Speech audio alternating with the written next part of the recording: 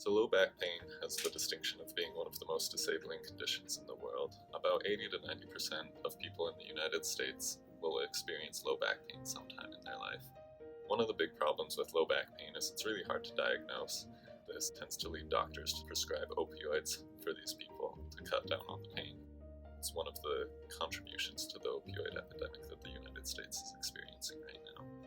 So what we're building are these black things. They're called strain gauges. They stretch. Electricity goes through them based on how much they stretch. We put on people's backs or sides, and it tells us how much and how they're moving, and if it's unhealthy or healthy. We compare that to data with another several thousand people, and we know what your problem is. Currently, what we're working on is collecting data from participants on whom we place little motion capture markers, just little itty-bitty reflective dots on their back.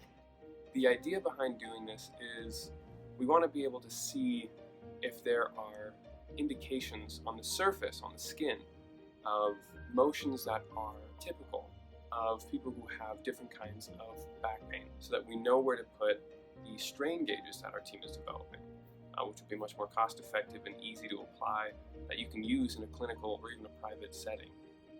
What we're hoping to accomplish with this project is that when they're wearing the device, it'll be taking measurements and it'll track how they're moving, which will help us be able to see what's wrong with their back.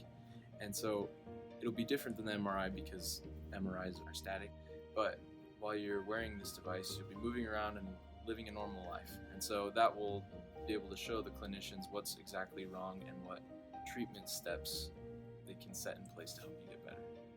We hope that the future impact of this research will be to lessen the time to receive a diagnosis for lower back pain and ensure a more accurate diagnosis so that we can lessen the need to prescribe opioids.